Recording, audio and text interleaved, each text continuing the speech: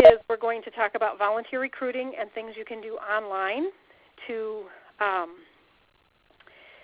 recruit volunteers from all different places. You know, maybe people in your area are looking for volunteer opportunities, but they're also searching for other stuff, or someone's moving to your area and they want some volunteer opportunities. So there's some great ways to do that.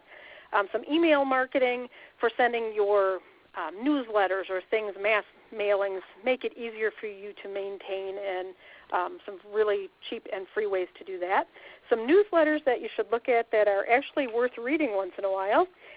Some fundraising things to help you raise funds online besides just donations, and then some really, really inexpensive software, and then some online services that are well worth the money. So for starters, we're going to begin with volunteer recruiting. And I had a poll here that I would like you to check off if you have used any of these websites: Idealist, Volunteer Match, your local United Way's Volunteer Connection, RSVP or AARP's Create the Good websites. So I'll give you a couple of seconds to respond and then submit your responses.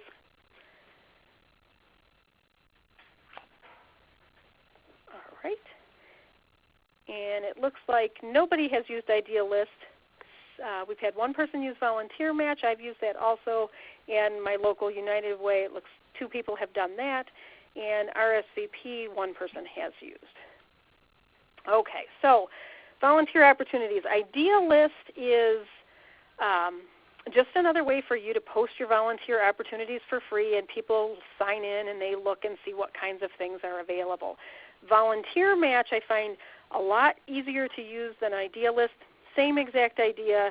They all work pretty similarly, and I will show you here a couple of these websites. I have them pulled up, so bear with me as I make this work here.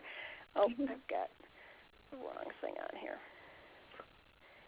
And we're going to go here. Start with Idealist. So this is what it looks like. It's free. You log in, sign up, enter your postings. If you wanted to look for jobs, internships, there's a bunch of other things, specific organizations, and then let's say maybe we just want to put in Wisconsin. I'm not sure if it will let us do that, what we'll come up with, but there's a huge variety of things. So people who are looking for maybe job experience might look for internships and things like that. So you can see the Appleton Public Library, a variety of different things. One thing that I have found on this website as I look through my local area, the dates on here, we have some now that are in 2014, but the majority are old. It doesn't seem like this website is being used a lot, as opposed to Volunteer Match. Here's a listing for Faith in Action. All I did was log in, and my listings come up automatically. If I was just a volunteer, then I go to the volunteer page, and as your login, and I can type in seniors for my option, whatever I would like to learn about volunteer opportunities that way. They also offer some pretty cool bonus things for volunteering. Last year they offered free tickets to Disney in Florida if you submitted so many volunteer hours, and you could have it through an agency that was registered with Volunteer Match, then you earned free tickets to Disney till they ran out. So they do some different things to get people volunteering all across the country. Okay, and then moving on to email marketing and communications. Does anybody use an email marketing service of any kind? No. Nope, okay. Then we will just go ahead and skip this. I don't use one either, other than through the state network.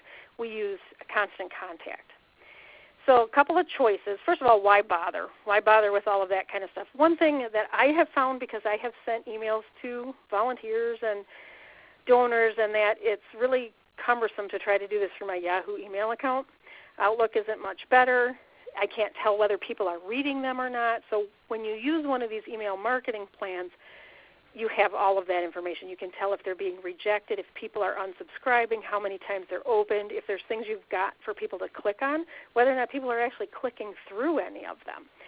There's professional templates, so you don't have to start from scratch. It's already there. You just fill in the blanks, essentially, and you can pick whatever you like and make it fit with your branding and that kind of thing.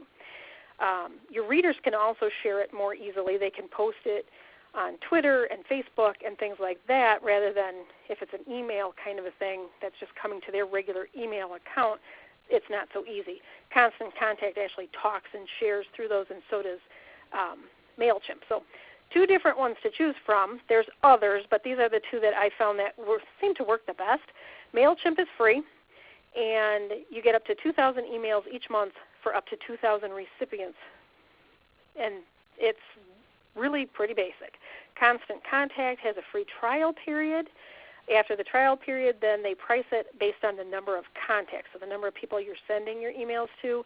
The nonprofit rate is $126 a year, up to 500 contacts. As soon as you add one more, then you go up to $252 a year. They do have better templates. It's a little easier to use, but for me that price is prohibitive. So how do you decide which one you want to use? It really just boils down to the price and the ease of use. Constant Contact is much more customizable. Constant Contact is not free. Cost goes up when you add to your mailing list. Unsubscribing is cumbersome for your user. They have to click unsubscribe, type their email address, click it again. MailChimp doesn't make you go through all of that, which, it's not really a big deal, but they have to go through all those steps or it won't work. And if your recipient marks your newsletter or whatever you sent them as spam, then it automatically unsubscribes them. With MailChimp, if it'll bring it up here, with MailChimp, there are fewer options. Like, it is a set template. If it's 3 columns and you decide you don't want that 3rd column, you can't really change your mind. You have to start all over again. But it does integrate with Twitter, SurveyMonkey, Eventbrite. That's really easy. And you might not use Twitter, but your receivers, the people who are receiving your emails might. And if they share it with some of their friends through Twitter, it gets your word out better to more people faster, that kind of thing. So that's a nice little feature. Constant Contact doesn't play well with others from that end of things. They have their own event processing part of it that you can pay a little bit more for. So if you're having an event, you want people to buy their tickets, you're going to send them an email. They can buy their tickets through your email, and you get all of that information then through Constant Contact rather than using some of these others that are free. MailChimp also has the one-click unsubscribe. You just click on it, that's it, and it is free forever until you hit that 2001 contact. Then the prices are basically the same as Constant Contact. So what I'm going to do again here is show you, if I can do this right. This switching back and forth between things is a challenge for me. So with Constant Contact, it was going to log me out. Here is my last newsletter.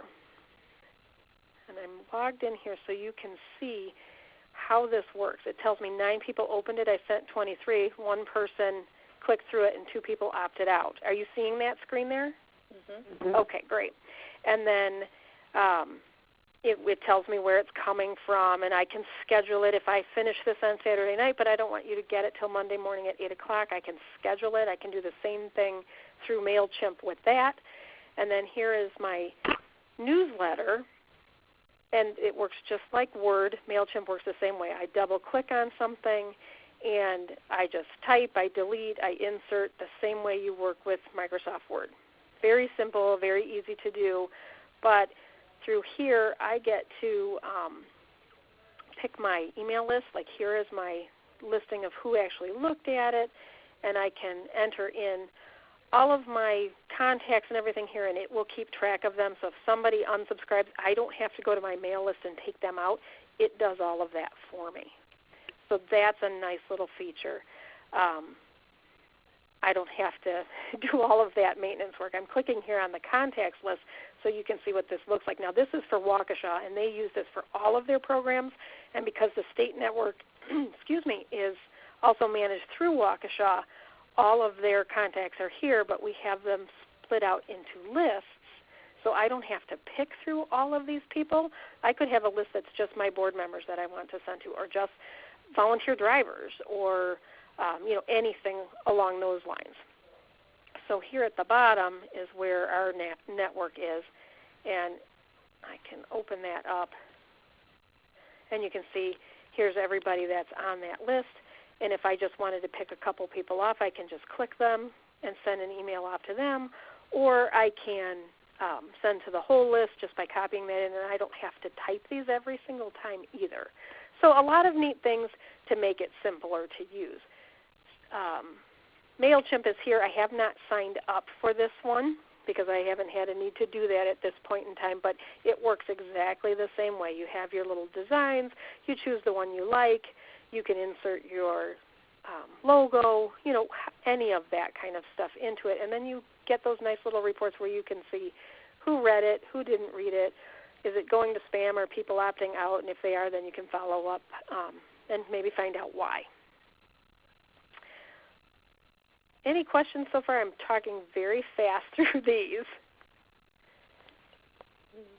Okay. Anybody use any online surveys? Have you used SurveyMonkey or anything like that? Yes. SurveyMonkey is really easy, very simple. The free plan will give you 10 questions per survey and up to 100 responses. If you need to send it to more than 100 people, then you have to pay. Same thing with Survey Gizmo, although they leave you with 350 responses per month, not per survey, and there are 8 basic questions. The one thing that neither one of these do at the free plan is if you had a question where you want to say, okay, if you don't answer question number 2, I want you to skip to question number 5. That does not happen seamlessly. Anybody who's getting the surveys through those would see that. Skip this question if you didn't answer this one. But if you have the plan you pay for, then they don't see any of that. If they didn't answer question number 2 or their answer on question number 2 says to skip to question number 5, it'll just come up as the next question. So they wouldn't even be aware that that happened. So for simple little things like when you're trying to schedule a meeting, and it's a lot easier than calling 10 people and asking them what day of the week is best for you, you can set that up on either one of these really easily and send that out, get your responses back, and make life much easier for yourself by using those. Newsletters. Now these are some things that I have found that just websites, when I'm doing research and things like that, I stumbled across some, and some of them I found to be very helpful. So this next 2 slides here is a list of websites, newsletters that I think you should look at if you're at all interested in looking for advice on fundraising. And I'm going to pull up a few of them. Probably my favorite one is Wild Women Fundraising. I've attended a couple of her webinars. Mazarine Trays is the lady who runs this, and she's a certified nonprofit fundraiser. She's written lots of books. She blogs for other organizations. She does consulting. There's lots of neat things here. And every single one of these, you can subscribe and you get some more features if you subscribe. But if you just go for the free stuff and you take their newsletter, there's tons of very cool tips and things for fundraising in their newsletters where it's invaluable, and it saves you time trying to research things. Now, you get these weekly, and I don't read them every single time it appears in my mailbox. I'll look at it and kind of browse them, and if there's something that stands out, I'm working on an event that might be a useful article, then I'll read through it. Or it kind of gets stuck in the back of your head like this, how to keep your donors coming back year after year. And I might come back and think, I saw that on one of her blogs, so I'm going to go back and look for that and search through my emails and see if I can find it. So you can get a lot of really good information to help you with fundraising. And one really neat thing with Mazarine and a lot of these others, you can call them. Her phone number is listed up here. Her email is here, and she personally will speak to you or email you back. She is extremely helpful and wants to see small nonprofits succeed. She does offer some webinars, and some of them are for a fee. She does some with other agencies, but it'll list if it's free, and you can sign up, and anybody who wants to can be part of it. Others where there's a fee, it'll tell you what it is. I've done a couple of hers where it's an e-course, and you get a chapter of a book emailed to you each week, and then at the end of it, she does offer consultation throughout it, but at the end of it, then they'll have a webinar and cover some of the stuff that was in each one of those chapters for the week, and those usually run I think I've paid $37 to as much as $67, and that's kind of my limit. I won't go over that. So that is Wild Woman Fundraising, and then there is the Kiwi Nonprofit Marketing Guide, which gives you information about marketing your nonprofit. There's quite a bit of free articles on her website, but unless you pay the dues for that one, you don't get a ton. Philanthropy News Digest is one where they will send out regular weekly emails, and they'll tell you about RFPs that are available. So if you're looking for grant opportunities, that's out there. I haven't found that to be overly helpful, at least for me, because I'm looking for grants that are foundations that are interested in helping seniors, and a lot of stuff is more federal and state, where they're looking at environmental concerns, healthcare concerns with the new healthcare bill and all of that kind of stuff. So not a lot there that has helped, but there are lots of different articles you can see here, and their blog as well, where you can find more information about fundraising, grant writing, and that kind of thing. Get Fully Funded by Sandy Reese is another newsletter that I would follow because she gives a lot of fantastic information on fundraising. She's worked in very small nonprofits and local humane societies and places like that, and she's done it for a lot of years and has a lot of experience that she's speaking from, and can understand like a board that doesn't want to help you with fundraising or a board that doesn't understand grant writing, and she does give some very good information on those types of things. If I switch back here, we go to the next slide. We've got the Nonprofit Hub. Again, these are basically the same. They're going to give you fundraising information. The Storytelling Nonprofit with Vanessa Chase, she's going to tell you how to get your story out and what is an example of a good story, how to really pull on the heartstrings, so that you get more donations as a result. Pamela Grow, the Grow Report, talks again about fundraising from the aspect of not events, but growing your donor list and cultivating that list, sending out those annual appeals, semi-annual appeals, how to keep donors. From that aspect is where she's coming. She does try to sell a lot of webinars and books. Not that that's a bad thing, but it might not be what you're looking for. Movie Mondays, every Monday you get an email with a very short video, and it has to do with fundraising again. So I'm going to show you really quick one of these little Movie Mondays, and if I can find the right one. Let's go down here.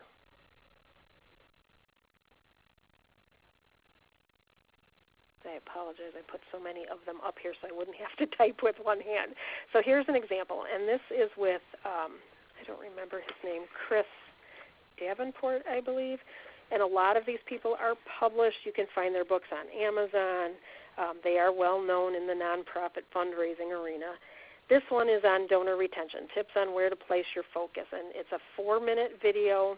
The idea is that they're really short. You take 5 minutes out of your Monday morning and watch them, and they will give you insight onto various things that have to do with fundraising, donors, all of that kind of stuff. So I did include this in the PowerPoint, so you can click on that after the webinar's over, and you can watch that little video there. Out of all of them, probably my favorite is Mazarine. She has been the most helpful. That's the Wild Woman Fundraising, and I think she's funny. She's a little bit goofy. It makes it interesting. She understands people like us who are trying to wear 19 different hats and be the fundraiser and the administrator and the volunteer recruiter and take care of your care receivers and all of that too. She completely gets that, and so talking with her, she's been extremely helpful. Any questions up to this point? Nope? Okay. So we'll move on to fundraising. Now, some things that you can do online fundraising. Does anybody do any ink or cell phone recycling? No? Great way to earn some money. Not a ton, but really simple. Ink recycling. You put a little blurb in your newsletter or send out an email and tell people, hey, don't throw those cartridges away bring them into us, and we can raise money with them. I use two different services. One is Quill, where you purchase office supplies through them, and you send in 10 cartridges because you get $2 per cartridge regardless of what kind it is. And then for each of those cartridges up to $20, you'll get an email with basically a gift certificate that you can use to purchase your office supplies. A little bit tricky with them is timing. If you send in one box, say, on the 1st of March, and they haven't processed that box and you've sent the next one on the 1st of April, that second box you won't get anything for. So I always wait till I get that email in my inbox before I send the next box to them. And then everything else that we aren't sending them, we send to Empties for Cash. And depending on what type of an ink cartridge it is, you get anywhere from 10 cents to $4, and they will take all of it, and you can send as much as you want. They provide you with prepaid shipping labels through UPS and FedEx. Both places do. You can order boxes through them. That's free. You just go online and say, I need 4 boxes. They mail you 4 boxes. You don't pay for any of it. And then they send you a check in the mail about 3 weeks after they receive your shipment. So we have raised, in the course of a year, about $150 through ink recycling, and I haven't been pushing it really hard. If I went to all of our coalition members and dropped off a box and posters and all of that, we would probably get more ink in. But again, I'm a one-man show, so then I have to be able to run around to all of these places and pick it up and check them regularly. If you have volunteers who are willing to do that, then it's easy and it's really simple. We have a volunteer who comes in and she counts up the cartridges, marks them off on the sheet, seals the box up, and takes it over to the FedEx or to the UPS shipping, and it's on its way. So that's one really easy way to raise extra funds. Another one, does anybody recycle cell phones? Mm-mm. If you recycle, we use GRC recycling. We don't get a lot of money. They give us 50 cents to $300 depending on the type of phone, the age, the condition, and that. We get a lot of those used track phones donated. They're not worth very much. So we have raised over the course of last year about $50 in cell phones, so not a ton. But if we had donations of like smartphones or iPads or things like that, Gazelle is one place where you would get a whole lot more. For a smartphone, one phone, $146 I looked up. So there's a variety of places. Empties for Cash is also recycling cell phones, but I couldn't find any information on their website as to how much they were paying for those phones. But again, it's really simple, and you just tell people, hey, if you have a phone you want to recycle or ink cartridges, keep them out of the dump, save the environment, send them to us, and we'll have them recycled, and we get some money for it too. Another thing you can do to raise money, really cheap, very, very easy, is goodsearch.com. Has anybody used this? Mm-mm. I am going to show you Good Search. This is pretty cool. You tell people about it, and, oh no, hopefully I'm not gone. You tell people about it, and then they download a toolbar. Can you see this where it says, awesome, now tell us who you want us to help? Yeah. Everybody? Yeah, okay. I'm going to type in, whoops. I'm going to try not to lose the phone. I'm typing in Faith in Action of Marathon County. And then this comes up. I can sign in with Facebook, or I can log in to track my earnings. And if I just scroll down here, if it will let me. It's not letting me move. Here we go. You can see this is how much we have raised for your cause this year. You download a toolbar, and every time you do a search, Faith in Action gets a penny. And if each person, say you have 100 people who download that toolbar, they each make 2 searches on average per day, you'll earn $730 a year, and you don't even have to do anything. On top of that, I can shop through Good Search, right up here, Good Shop. If I go to Amazon.com, I can get 1.5% of my purchase given to Faith in Action of Marathon County.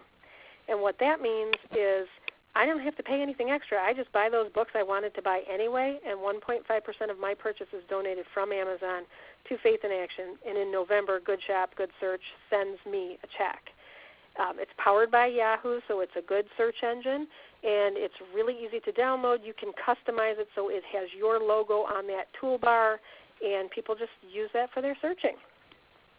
There's a little blurb even from their website. You can copy it and paste it into your newsletter, and very cool, very easy stuff to use. And I'm going to switch back here. Somebody just logged in with us, maybe? Nancy Abrahamson? Yes, thank you. Welcome. So we're just a few slides in, but everybody will get a copy of the PowerPoint, and the recording and everything will be available on the website too. Perfect. Thank you. Sorry I'm late. Oh, no problem. No problem. I'm glad you could join us. So we're just working through some online fundraising things that we can do. We talked about ink recycling, cell phone recycling, Good Search now, and now we're moving on to online donations. Mm-hmm. I'm sure most of you have a Donate Now button on your website. Would that be true? Mm-hmm. Okay. We use PayPal because that was what I came up with at the time we were trying to add these, and they charge you 2.2% plus 30 cents on every donation. Razoo is one I know Karen in Polk County uses. They charge 4.9% on all donations regardless of the dollar amount. And I think in some instances it's actually cheaper to use Razoo rather than through PayPal. You can set up a page on Razoo, and people can log into your page, see what's going on. You can update it. You can take donations through that or through your website with a Donate Now button. So any questions on that so far? No? Okay. Everybody's pretty quiet. All right, so this is my favorite part, and this is where I wanted to spend the most time, is discounted software and other really cool stuff. We'll start here with GrantSpace. GrantSpace is free. It's provided through the Foundation Center, and they do a little bit to help you find foundations that might be interested in supporting your cause. And I do have that one up over here too. It's not as cool as the websites where you pay for it, but it is, nonetheless, it is still pretty neat to have this. Now, I've logged in. I'm just on grantspace.org/find us, and what they offer is a map here of the United States showing you where there are libraries, or what they like to call funding information network, where you can look at. There is a book that is published every year, and it was every single foundation in the country, and you can look at that book and look for grant opportunities that way. It's very manual, takes time to go through it. So if you wanted to see what libraries are available here in Wisconsin, we don't have a lot. We have one in Stevens Point at UWSP. There's one in Eau Claire. There's one up in Superior, another over here in La Crosse, one in Madison, and one in Milwaukee. And then they list them all down here. And if you click on these, you can see hours of operation, whether or not you need to make a reservation, all of that sort of thing. Through GrantSpace, there's a little bit of educational information where you can look on information how to plan your fundraising, find funders, how to write a proposal, and there's neat little articles for that kind of thing. The one that I subscribe to is called Grant Station. And right now I wanted to point this out for this week. I believe you have, it ended yesterday, but they're still showing it, so they may honor it. $179 spring membership sale. Grant Station is expensive. It's $600 a year. Through TechSoup, which I'll get into in a minute, it's $300 a year, so you get half price. I purchased it last year for $189 for a 2-year membership, and what is really, really neat about this is the way you don't have to drive halfway across the state to find a book to search through and try to find grant opportunities. Oh, apparently I'm logged out. I don't know if I can log in quickly enough, if I can remember my password. We'll try it. Nope. Okay. Well, what you do then is you just search. I would type in seniors, and I would type in Wisconsin as my search options, and then it will list for me any kind of foundations that support seniors that are in Wisconsin, and then it will break them down by geographical location. Some places will only fund organizations in the Milwaukee area, or say in Tomahawk area, or some place where their business is located. And it gives you all of that information, all the contact information. If there's a website, it lists that. If there isn't a website, there won't be any information. But lots of foundations don't have websites because they don't want you to hunt them down that way.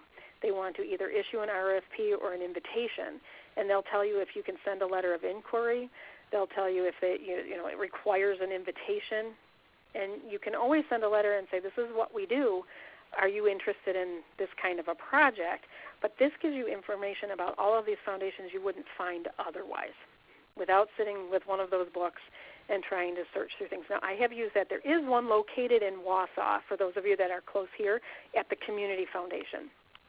And if you call and make an appointment, they'll let you sit with the book, and you can make copies of the pages, and it will give you essentially the same information. It'll tell you averages, how much an average grant is, whether it's between $1,000 and $5,000, $10,000, whatever it is, how much they give annually, all of that information that you would want. And this, to me, is a fantastic tool. So I talked a little bit about TechSoup very briefly. Here's the GrantStation website, and you'll get that then in the PowerPoint as well. TechSoup, to me, is probably the greatest find. Does anybody use TechSoup? No. Anybody heard of it? Yes. Some people have heard of it. Okay, here was my response. I showed the slide to my son. He goes, really? Wow, was my big response. What TechSoup does, they're a nonprofit just like us, and what they want to do is connect nonprofits to products and services that will help nonprofits because they're really expensive, and they have business deals with Microsoft and various places like that to give us better deals. So you register and you get qualified, and for those of you who have faith in your name, you'll have to prove you are not a church or faith-based organization, that you don't discriminate based on somebody's religion. And it's really easy. You just give them your mission statement. I had to go through that because we are faith in action. And some of these companies won't donate to churches. Some do, some don't, and it's pretty limited to the ones that will donate to any kind of religious organization. So you get registered. It took 3 days to get registered, so it's a really pretty quick process. I had to send them a copy of our letter from the IRS and our state letter, and that was it. Fill out their screens. So what they do is they offer discounted software memberships. That's where the GrantStation membership came in when I signed up for it. And then they have free training, information you can read online, and webinars. So you might think, well, what's the big deal? But last year when I bought the 3 laptops for our project, I needed Microsoft Office for each one of them. Microsoft Office Professional comes with PowerPoint and Publisher, and it comes with Access so we can write reports off of the CareWorks database. So I wanted to get that. But in the store it's $530 a copy. TechSoup was $32. I got 5 copies of it for $150. Just bought QuickBooks, $400 for the nonprofit version. For $45, 2 copies of it. GrantStation retails at $5.99. TechSoup offers it for $2.99. And Donor Perfect Online, to give you an idea here, this is just an online database where you can enter in your donor information, produce letters, do that kind of stuff. Online, $708 depending on what level of service you want from them, up to $3,000 a year. But through TechSoup, you get it for $60 a year. You can only have 5 years online, and then you have to work out some kind of a deal with Donor Perfect. But this is some of the things that they do to help save money. So we can take a quick look at the TechSoup website.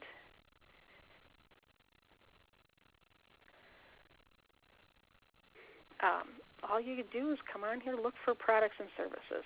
If I want to see by donor, by solution, accounting, IT support, manager, staff, and volunteers, whatever you would like, maybe you're looking for accounting. If it will respond, my computer is acting up a little bit. Then it will just list software. Here's QuickBooks, QuickTime, and it shows you here's the admin fee. That's what we pay, is that fee. Account Edge, and you can read about each one of these products, find out, if this is the right thing for you. It gives you a description of it. It'll tell you your system requirements, the eligibility rules, if there's anything where you're not approved. If you're a public library, you have to have the valid status listed, or you're a museum. All of that kind of stuff is listed here, so you know up front, because once you pay for it, it is not refundable. With Microsoft products, for instance, they offer you an unlimited number of copies, but over a certain period of time. So I bought 5 copies. I can't buy anything else from Microsoft for 2 years from the date that I purchased those. So they all have their rules. Some of them, they want your annual income to be less than $50,000 to qualify at that price that they have listed. They might have a higher price if your income level is higher than that. So they do look at some things, and it just depends on the manufacturer of whatever software you're looking for. And then you can look here for support to help you with downloading and installing, how to use your donation, resources, webinars, their blog, lots of articles. If you want consultation services, I'm not sure which accounting program would be best for us, what would help. Information about your website, technology for good, so that you understand where it is that things are going and what kind of stuff can help you do more. So any questions on TechSoup? And again, it's all free. You just set up an account, you upload your 501c3 letter, and then they contact you, and you go from there. It's very quick, painless, and you'll save a lot of money through that. So that's one of my very favorite things. And then we always have to have a bonus. So our bonus today is some neat little things that I learned through a webinar with Wild Woman Fundraising. Sometimes it would be nice to have just a little bit of extra help. So, with some things in the office, and maybe you don't have the budget to hire additional staff, or you can't find a volunteer to do whatever you want. She pointed out some of these. FancyHands.com, they do lots of things. If you wanted somebody to schedule your doctor appointment, apparently you could pay them to do that. You can have 5 requests per month for $25 a month, and she had them do research for different she was holding a conference somewhere, and she had them call different places to find out what it costs and how close they are to the highway and all of that kind of thing, and they put that all together for her. She said they do a really good job. She would not ship out anything like grant writing research as far as what your organization can do, because you obviously know that, and that's not something they would know. So anything that you could give to somebody else to do that you don't have to do is what they can do. Grassroots.org is another place where they offer technology tools, resources, and best practices for nonprofits. They will help, like as a volunteer, they would help you to redesign a logo. Skills for Change does the same thing. Grassroots, I believe, is in the United States. Skills for Change is also, but they do serve Canada, and so they'll make differentiations between what Canadian nonprofits do as opposed to the things we do here. She used Skills for Change to create a new logo for a symphony, and it's just volunteers who do graphic arts or whatever, and they put that work into whatever you're asking for them to do, and they would submit. They made a logo, they send it to her. She says, I don't really like that. If you can rearrange this a little bit, and they work back and forth like that till she got what she wanted, and it's free. So it's a nice little thing, to help with those kinds of stuff where you're thinking, I just don't have time, and I don't exactly know where to start. And these people have the background and the training to know how to do a lot of those technology type things, even little things like redesigning a website. So any questions?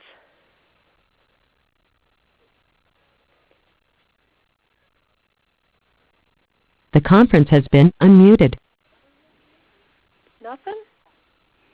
It's a lot of information, and I went really quickly. There's a lot more. There's a lot of really, really neat services out there. If you log on to TechSoup, apply for an account through there, you can see all of the training stuff. Through GrantStation and Grant Base, the information that's on that website to help you find out how to write a letter of inquiry, what should go in it, what are things that would help you to win that grant. You can find all of that for free on GrantSpace. They do offer some webinars that you have to pay for. They're kind of expensive on their end, about $89 per. Same thing with GrantStation. Even though you pay for that membership and you can look up all of those foundations, they still charge for a lot of their webinars. So I have not paid for any of those. But all the stuff that you can read and all of their documents they have on their blogs and that, very helpful. I've used a lot of that when I've been doing grant research. So looking at between GrantSpace and GrantStation is easier to find foundations.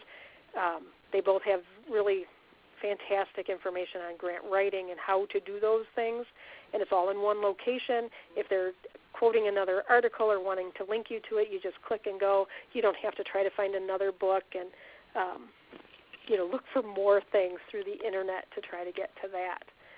So any comments, any questions, anything? A lot of useful stuff. Thank you. Yeah. You're welcome. A lot of stuff to try to absorb in less than an hour. Oh, excellent job, though. Well, thank you. Well Thank organized. And you will get this emailed to you in just a few minutes, and then the whole webinar and all of this information will be available on our website. You will also get an actual piece of mail with your member logon for the members-only section of the website, which will be starting on April 1st. So look for that next week. It should be in your mailbox. If you don't get it, send me an email and let me know, and I'll call you and give you the information over the phone. I just didn't want to email passwords and things like that. Mm-hmm. That would be better just to put that in the mail for you. And then you'll have the logon site, because that will be separate from that letter. It's all through WFIAN.org. Okay? Perfect.